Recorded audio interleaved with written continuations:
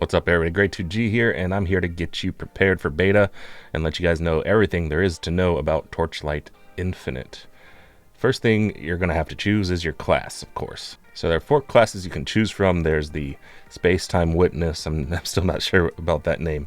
There's the Berserker, there's the Divineshot, and then there's Frostfire. So the major difference between these classes is the trait, because as we can see here, every single character in this game can actually unlock every ability once you hit level 50. Once you hit level 50, you get everything.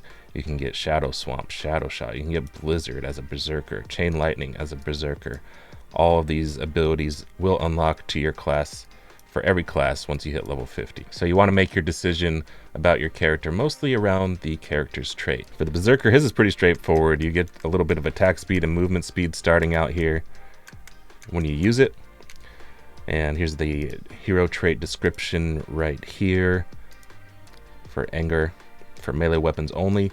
Also, by the way, there are going to be 3 different traits at release. Right now in beta, there's only 1 trait for each class, but yeah, that's going to be something we should take into consideration as well in the future for the release version of the game. As you progress through the game, your hero trait does get stronger.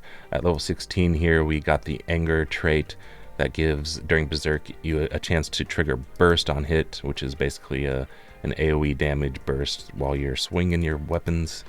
And with dual wielding, the base damage is the average of both weapons, and you get 1% burst damage per level. Level 32, we get Righteous Fury. While not in Berserk, you gain 20 rage per second, and you generate 2 rage for every 1% maximum life lost. Melee attacks no longer gain rage.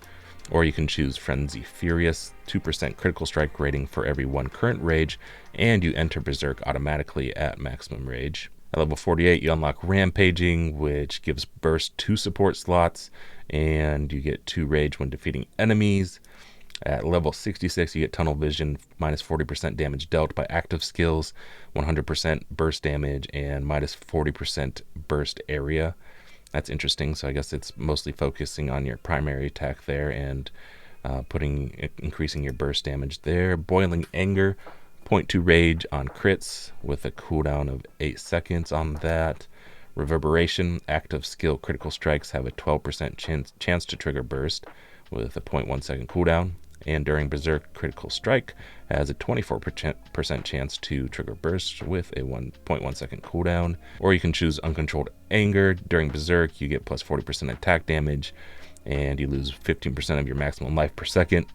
And during Berserk, you get plus 50% rage lost. Interesting.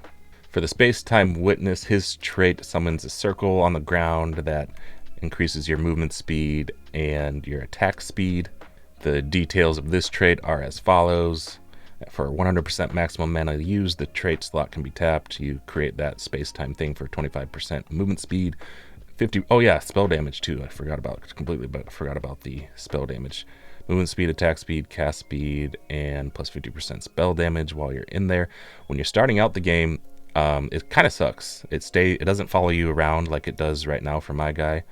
And so it basically just stays in one place, but trust me, it does get better.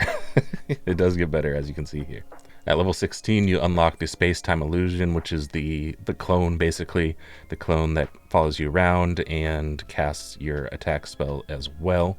At level 32, you get plus 50% cast speed instead of 25%, and plus 150% damage instead of 50% damage. Or you can go with Flow Disruption, which reduces attack speed and cast speed of enemies by 10% and increases the illusion's cast frequency. Like this one on top is way better, by the way. Spacetime Resonance at level 48, 20% of the cast speed increase or reduction is applied to the casting frequency of your Spacetime Illusion, your clone.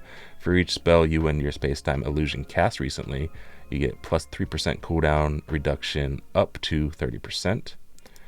At level 66, you get Spacetime Protection. When you're about to be severely injured, it removes the Spacetime Illusion and you become immune to damage, and also knocks back nearby enemies. Or you can choose Mysterious Contact, and while you're inside Twisted Spacetime, spells cast by your clone will reduce your mana equal to the mana cost of your main skill. Each time when your Spacetime Illusion uses your mana, plus 5% your spell damage up to 25%. At 80, we get synchronized time. After the clone and you use 20 skills in total, you gain synchronized time, reducing cast speed by an additional 20%. It removes the cast frequency limit on the clone, and it will remove synchronized time if you and your illusion do not deal damage within 2 seconds. Or you can choose Twisted Field while inside Twisted Spacetime, plus 3% damage taken per second, plus 10% spell damage dealt by your illusion, and the effect ends after 6 seconds and is reset when you exit Twisted Spacetime. For the Divineshot, you get bullets that increase your projectile damage starting out, and this hero trait in detail gives you plus 60% to projectile damage, 30% to movement speed while reloading, and only non-projectile skills can be used while reloading. Interesting. And this is limited to ranged weapons only. That's really interesting, actually, because I was under the assumption that every class basically could do any build that they want, but it seems like this class in particular might be limited to just ranged weapon builds. At least for now, because we do have the other 2 traits that will be available at release, which will probably be more flexible. But let's go ahead and take a look at how this gets upgraded. At level 16, you get plus 1 ammo. Reloading ammo can be interrupted. 30% chance to reload special ammo. For each special ammo found recently, reduces reload time by 0.2 seconds. Interesting. At level 32, you get moving reload. Plus 40% projectile damage for each special ammo reloaded recently. Plus 10% movement speed up to 40%. And plus 25% projectile damage up to 100%. So once you reload, you get a chance to get a bunch of buffs on reload, or you can choose enhance ammo for a 20% chance to reload special ammo when firing special ammo, plus 40% critical strike rating for the projectile. At level 48, you get plus 1 special ammo slot, plus 10% chance to reload special ammo, and when firing special ammo, you have a 20% chance to gain Magic Shot for 4 seconds. While Magic Shot is active, each projectile skill used or triggered consumes 3 ammo. When multiple special ammo is consumed, projectile skills will gain the corresponding effects of the support skills as long as Magic Shot is on. That sounds crazy, and I don't really understand it, but yeah. Landslide. While Magic Shot is active, projectiles consume all ammo in the magazine. For each type of special ammo reloaded, plus 8% projectile damage for the next projectile skill.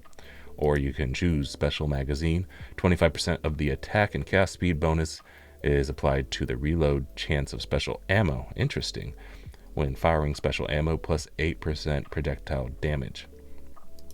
Level 80, you get Bullseye. During Magic Shot, each projectile critical strike extends Magic Shot duration by 0.7 seconds. While Magic Shot is active, each special ammo consumed gives you plus 5% critical strike damage of that projectile skill shot. Or you can choose Special Expansion for another special ammo slot, and plus 2 special ammo support skill levels when firing special ammo, plus 2 projectiles. Dude, so this guy sounds like really, really bursty damage once you start getting in these later levels. Like, it consumes all your ammo at once. That's going to be like huge, huge burst damage. For Frostfire, her trait is pretty straightforward starting out. For every 3 frost or fire spells that you cast, you get a burst of AoE that comes out around you. Fire skills grant 1 bar of fire energy, but removes all cold energy. Each bar of fire energy increases fire damage by 10% and ignite chance by 3%. At 3 bars of fire energy, you cast that fire pulse that removes your energy. Cold skills grant 1 bar of cold energy, but remove your fire energy. So that means like if you are at 2 fire energy and you cast a cold skill, it removes your fire energy. So basically just gotta focus on 1, it sounds like. Each bar of cold energy increases cold damage by 10% and freeze chance by 3%. At 3 bars of cold energy, you cast the cold pulse. After not casting fire or cold skills, fire and cold energy will deplete. When there are 4, 3, 2, 1 bars, the depletion time is 1, 2, 4, and 6 seconds. When there are more than 4 bars, the depletion time is 1 second. Skills that are tagged as both ice and fire do not grant ice or fire energy. You gotta choose one or the other, it sounds like. At level 16, you get Fusion Form. Grants fusion energy instead of fire energy or cold energy from fire and cold skills. Okay, maybe you don't have to choose one or the other. You get a 4-bar cap, 16% cold and fire damage per fusion energy. At maximum fusion energy, Frostfire Rampage can be used. Oh, so does this become an active trait at this point? Plus 80% fusion energy effect for 5 seconds, during which the time the fusion energy does not diminish. When this effect expires, removes all fusion energy. Cooldown 15 seconds. So interesting. So for 5 seconds, you get plus 80% fusion energy effect, which would be, so this would be 64% cold and fire damage, and then you get a plus 80% on top of that, I guess. At level 32, you get plus 4 fusion energy limit, or you can choose abnormal energy. Each fusion energy has a plus 5% chance to ignite and freeze. 10% extra damage dealt to ignited enemies. Restores 2% life and energy shield when killing a frozen enemy. At level 48, you get Frostfire Strength. When dealing damage, increases and reductions to fire damage are also applied to ice damage. When dealing damage, increases and reductions to ice damage are also applied to fire damage. At level 66, we get Spread at maximum fusion energy. Always attempt to use Frostfire Rampage automatically. Plus 15% Frostfire Rampage duration per fusion energy. While Rampage is active, plus 10% skill radius per second, up to 100%. That's kind of a tongue twister. Fusion Body. At maximum fusion energy, fire damage may freeze targets and cold damage may ignite them. 8% of physical damage taken converted to fire damage. 8% of physical damage taken converted to ice damage. Plus 2 fusion energy limit on that one. At 80, Seeping In, plus 25 fusion energy effect. Fusion energy is no longer removed at the end of Rampage. At maximum fusion energy, plus 10% fire and cold piercing. While Rampage is active, the effect is doubled. Extreme Fusion. Elemental skills grant 1 fusion energy and plus 1 maximum energy per 1000 mana, up to plus 3. At maximum fusion energy, plus 1.5% elemental damage per fusion energy. When energy is above 8, bonuses or reductions to cold and fire damage are also applied to lightning damage. When fusion energy is above 8, bonuses and reductions to lightning damage are also applied to cold and fire damage. Wow. Man, with my ice build on my other character, maybe I should have went with Frostfire. That's crazy. All right, now we'll talk about the skill system real quick. For your Undecember fans out there, this game is basically just as customizable as Undecember. You can choose your skills, you can choose things to add on to your skills and change the effects. You can choose cast on crit. This will automatically cast every time I get a critical strike. Or you could do something like curse on hit. Every time I hit, it automatically curses the enemies. So basically here we have 5 different active skills and 3 different passive skills. In order to unlock additional slots to add on to the skills, we need energy. Energy we get from leveling up. Every level you get plus 1 energy. You also get energy from gear. I believe that starts at level 50. Below level 50, you don't get any energy from gear. And the gear energy drops are random. A gear could drop with plus 1 energy, or it could drop with plus 20 energy. But you can change that. You can randomly go and re-roll that anytime that you like. As we can see here, I currently have plus 69 from my level, 11 from my helmet, 11 from my armor, 10 from my gloves, 7 from my pants, and plus 16 from my weapon. Which actually, this brings up a possible problem with this system, unless they have compensated for that. Now that I'm just thinking about this, I wonder if they give extra energy to two-handed weapons. As we can see here, these slots can all go up to about 20 energy. But it looks like this can only go up to 20 as well, which would, yeah, we should give some feedback about that. I think two-handed weapons obviously should get double the energy capacity, right? Because then it's just obviously you would want to use 2 one-handers. Anyway, so these 5 slots, you can put any skills that you want. There's tons of skills in this game. Let's go ahead and have a look here. I feel like they could clean up this UI a bit, but yeah, this is this skills here. This is what I have in my bag. This is the shop. I feel like this is just for beta, because like right now I could buy any of these skills I want for free. I'm pretty sure it's not going to be like that at release, but yeah, I'm sure this is just for a beta type of thing. So yeah, possibilities are pretty much limitless for the builds that you can make here. And then you have all of your support skills or your support nodes. And in here we also have tons and tons of different options to use for support as we scroll through all of this.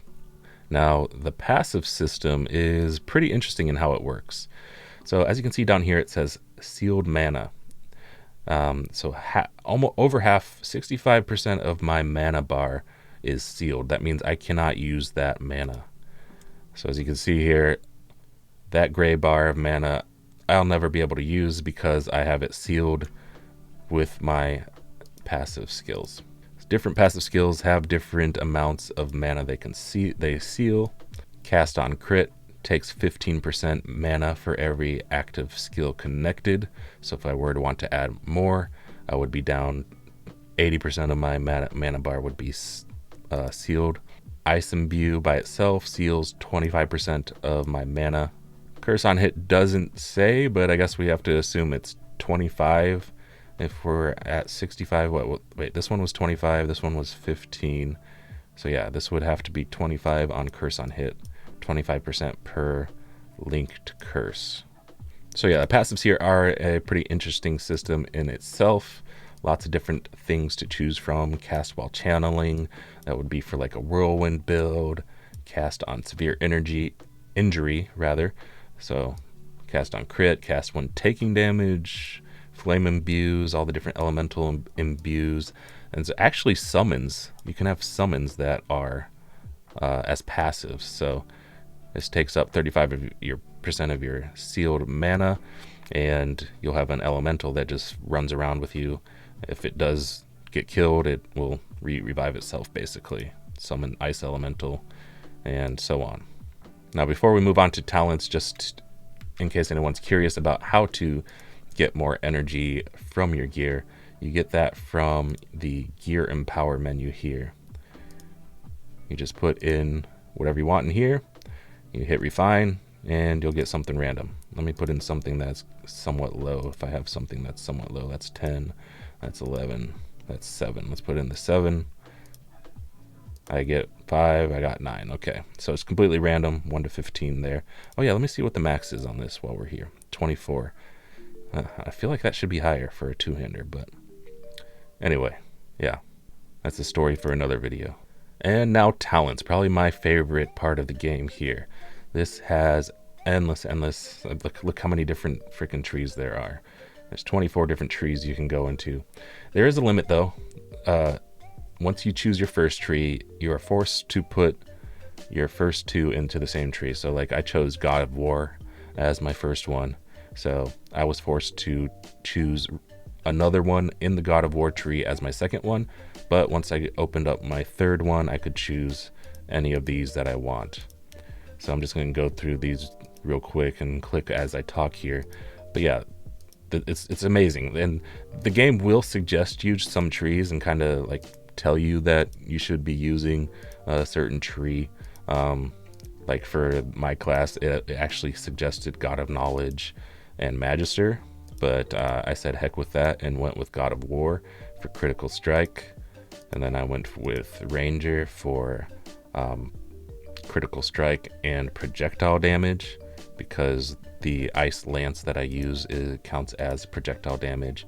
Then you have lots of trees for summons, some for chaos damage, and also some for like cannons. I didn't even know cannons were a thing, but apparently cannons are a thing in this game.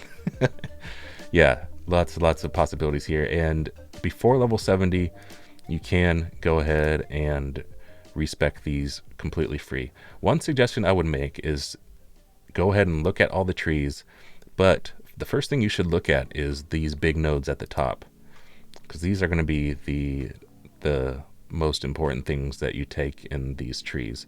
So like I got Touch of Death, Critical Strikes, Ignore Armor, and can automatically kill anything under 10% life. Sorry for how bright this text is. I don't know why it's like that. Now let's just talk about leveling in general for a minute. When you're leveling up, there is going to be a story. Chapter 1, actually the story is pretty decent. There's some pretty cool bosses. There's some pretty cool cutscenes in Chapter 1. Chapter 2 and 3 aren't really complete yet. So once you get to Chapter 2, if you're not already skipping through, just speed run through that as fast as you can until you can unlock the endgame stuff. As far as looting goes, you're going to get tons and tons of loot, and the trader is where you're going to probably take most of your loot. The trader here is pretty interesting. He's basically like a Heraldric cube, but for loot purposes, let's go ahead and just look at loot. So loot is basically all equal, which means while you're going through the game, you want to pick up everything. You see, one gray item is worth 1 flame residue. One blue item is worth 1 flame residue. One purple item is worth 1 flame residue. One legendary item is worth 1 flame residue. Everything's worth the same. So pick up everything. Come to here, go to exchange, click redeem all, confirm. Make sure when you're going through your loot in your bags, make sure you're locking it. If you're not locking it, you're probably going to accidentally put it on the trader. So I just locked 3 of my items. So now if I go to redeem all, it just puts whatever's not locked in there. So yeah, the reason I said he's like a Heraldric cube is because there's lots of different things he can do here, actually. Some of this stuff isn't in the game yet. I think eventually you'll be able to trade him skills for certain things, or fuel, Netherrealm resonance, blah blah blah. But right now, most of this does nothing. The most important part is the beacons, but we'll get to that later. And fate cards. This is very, very end game stuff here. I'll talk about that later on. Now, the trader isn't the only place you can put your loot. If you find something you do think is pretty nice, you want to come over to the trade house and put it on the auction house. So the currency here is flame dust. This is why picking up everything is important. If you want to have money to buy stuff on the auction house, pick up everything. 100 flame residue equals 1 flame dust, by the way. I should have told you that. When you get enough flame dust, you want to go into the fuel shop, go over here and trade in your flame dust, or your flame residue for flame dust. So yeah, we do have an auction house in the game. You go into trade here, set your price, flame dust, obviously 100 items for 1 flame dust. You gotta keep in mind, so that is pretty expensive. 1 flame dust is very, very valuable, one flame dust. So I would start at probably at least 2 or 3 flame dust per. Flame dust is also used not just for the auction house. You can also use flame dust to enchant your gear. Oh, I didn't even actually, wait a second. Apparently you can choose your own currency here. Whoa, that's interesting. Wait, so I can choose to trade my items for reincarnation embers or all the different types of embers. Okay, that's pretty crazy. This is all very endgame stuff here as well, the embers. But, wow, yeah. So yeah, apparently you can choose your currency here. If you want to use flame dust as your currency, that's probably the best one to use starting out. Flame sand, flame elementium. I actually didn't even know that. Okay, learned something. But yeah, bring your stuff, your good items to the auction house if you think it's good enough that somebody would buy it. And I guess you can just trade it for whichever materials that you would like there. And then you can go through here and look for stuff as well. See, there's nothing on the auction house right now. I'm pretty sure I'm like the only person playing it. Of the people that got early access, I think I'm the only person that's really gotten into it. I love the game. I'm surprised No one else is really playing it. But yeah, that's the general guide for leveling up and what to do with your gear, that sort of thing. Now let's get into what everyone really wants to know about, and that's the monetization, right? So yeah, there's a shop in the game. There's all kinds of stuff you can buy in here. Insight crystals. We'll talk about this in a minute. Revival tokens. Sands of time. I'm not even sure what sands of time are. Oh, used to reset talents. So after you hit level 70, this is what you need to reset your talents. Interesting. Sands of time times 100. And then gear expansion, inventory expansion, stash expansion, that sort of stuff. All right. And then we have outfits. So the great news is this game is actually taking what I would thought Diablo Immortal would do, and they're actually doing it in this game. So they're monetizing basically everything that is cosmetic. So of course you have costumes. So your gear in this game, when you do equip gear in this game, your character appearance doesn't change, except for weapons. Your weapons do have different appearances based on what you have equipped, but everything else basically does not. So yeah, they monetized a lot of stuff in this game. Now, of course, they don't have everything in the game just yet, but yeah, you can buy different weapon skins, you can buy different head skins, back skins, huge ass wings. You can also, I believe you can unlock these with by like just playing the game as well, but I'm not 100% on that, so don't quote me on that. Footprints, basically, yeah, they took a note page from Path of Exile's playbook. They got footprints that are monetized. Body effects, I guess there's nothing just yet for those. Frostfire, Gemma, teleport effect, skill effects, your different skills. You can change the animations of your skills. Your firebolt can change into burning ice instead of what I think it's normally red fire, right? So it turns it into blue fire, basically. Potion, I guess you can change your potion animation, fire burst, blink.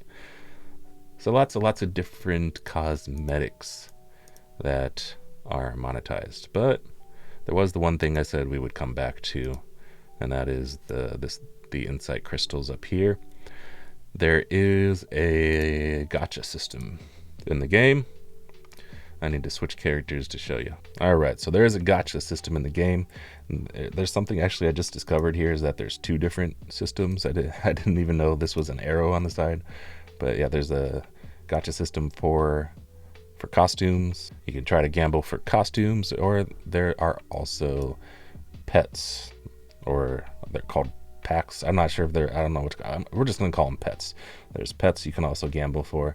I'll just go ahead and do a poll real quick just to show you guys how that works. Wait, am I gonna get a legendary just from that? No, that's a blue. All right. Fancy animations, you get a pet. I'll explain how the pets work later in a moment. And then yeah, you have costume gacha that you can go for here. Yo, sick. Rainbow Rapier. I got a legendary. Nice. Okay. My first time ever going for a costume pull, and that's what I got. Nice. But yeah, the pets are probably going to be the biggest point of contention for this game. It's not that bad though. It's really not that bad. I'll try to explain how they work real quickly here. So you have this Pact system. As you are playing the game, you will unlock different points you can put into this Pact system. But as you can see here, you have slots for 3 pets. I have 2 that are empty. So you don't need a pet to use this system. So by default, this upper right side gives you damage, tons and tons of damage. You get plus 120% damage from the inner ring and the middle ring, a 13% extra damage from the final ring. But what the pets do is they change what these nodes do.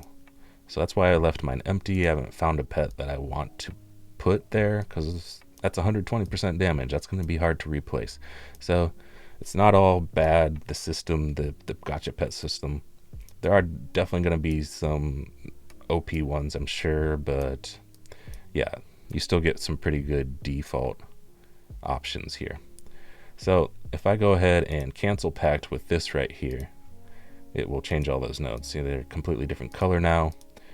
Now it changes by default. This bottom part is drop quantity, plus 2% drop quantity, 5% drop quantity on the middle, and then 10% on the bottom, which is pretty good. If you want to like really farm a lot of flame residue, you're gonna need a lot of drops. So that's not bad by default either. The left side by default gives you survival, minus damage taken, XP earned, movement speed, more damage reduction, more XP, and minus damage taken. So by default, these are all pretty decent. But then, yeah, of course, you can go in and get a pet here. I do have one legendary pet. I'll just go through my pets real quick to show you guys what they do. So this one is attack damage. This is for melee, a melee pet basically.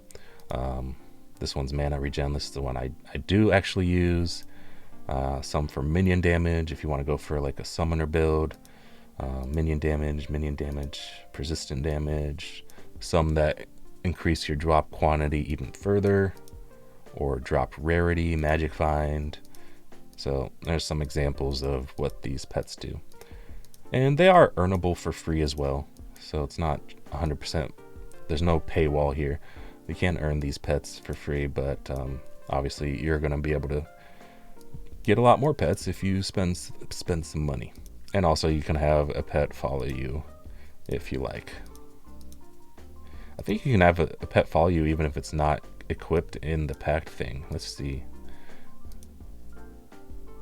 Oh yeah, so I can have that little lady follow me around if I like. Now I did mention you can earn these by just playing the game. You can do that by using these Primo crystals, I believe they're called, up at the top here. So since I have 0 of these pay to win stuff that you get from the shop, I can go here and push single pull in and use 100 Primo Crist to do another pull here. So my 100 Primo Crist got exchanged into one of these, and I can now do another pull. Let's see if I get another legendary. Probably not. Hopefully something cool at least though. Feathers of Light, I believe those are footprints. Nice.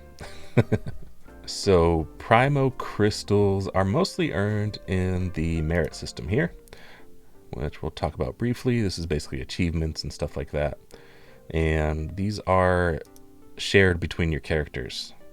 So no matter what character you're on, you will be able to make progress on your achievements and unlock Primo crystals. So yeah, usually 10 Primo crystals per achievement. So 10 achievements gives you one pull in the Gacha system, basically. Also a path of progression here, and at the end you get 200 Primo crystals. That'll get you 2 free pulls. So there are some ways to actually earn these things and get a chance at getting some nice pets there. And then the last monetization system they have in the game here is called the Season Guide, which is basically a battle pass, standard free line, and then a pay to win line at the bottom. Pretty standard for most games these days. And then of course you can purchase levels if you like, and there are quests in here as well that you can do, which also grant you some Primo crystals and things like that. And now we'll talk about Endgame for just a bit. So Endgame is the Netherrealm device, which I think is basically like maps in Path of Exile. I'm not a huge Path of Exile person. You can correct me on that. I don't know if it's the same or not. But yeah, Netherrealm, you come into here. You got these different areas you can go in. It opens up a map. You use these beacons to open up these different maps. So for example, I can go into level 63 Twisted Valley. I have 3 beacons here. So we talked about beacons a little bit before with the trader. So the interesting part of this system is the number 2 on the top right here. So the number 2 is the watcher points. So as you open these maps, you'll see 0 out of 11 at the top right here. I need 11 watcher points to summon the boss of this Netherrealm.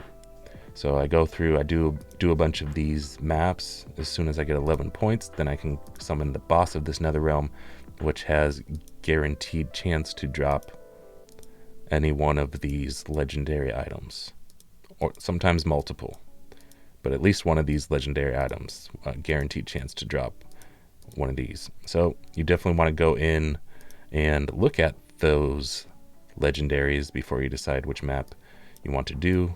Starting out, you're only going to be able to probably most likely do Glacial Abyss. Go in here, look at the possible legendaries you can get, and get in here, do the maps. You also get tons and tons of resources for enchanting and crafting and that sort of thing while you're doing these maps. So definitely go and clear everything. And then you also get increased magic find and drop quantity and lots of other stuff. So you get lots of loots doing these Netherrealm maps. Different there's also many different difficulties. You start at time mark 1, which is monster level 48 to 53. Gives you 4 base affixes, has 3 special drops. Level at time mark 3, we have 58 to 63, 4 special drops, 4 special items. And then by time mark 7, we're at level 78 to 83. You get 6 special drops, 6 special items. So you get tons and tons of loot. This is where you start getting a lot of pink loot drops. There are lots of different rarities of loot in this game, and I wish they would have chosen a different color than pink, because sometimes when they're in the inventory it's hard to tell. So there's gray, then blue, and then purple, and then pink, and then legendary.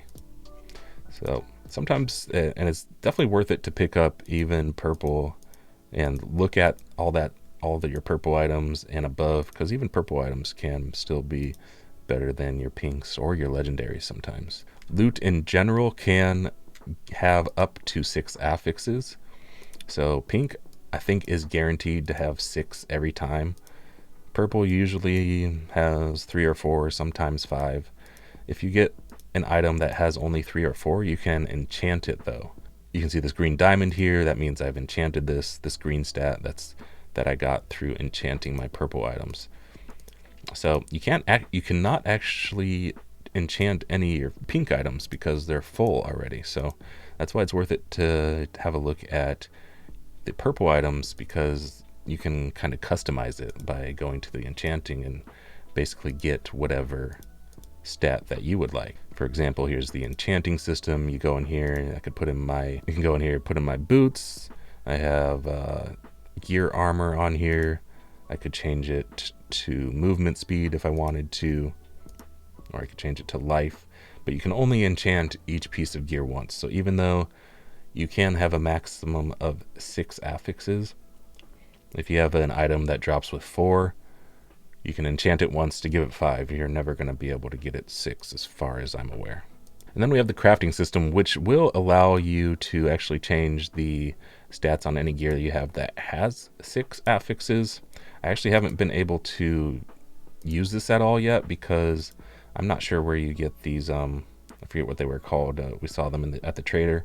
I'm not sure how you actually get these, to be honest. So I haven't actually been able to use the crafting system just yet, but it'll be nice once I do. I'm only level 60. Maybe I start getting them at like level 70, or like the tier 4 Netherrealm. I have no idea. And then we have the gear and power system, which I did mention earlier.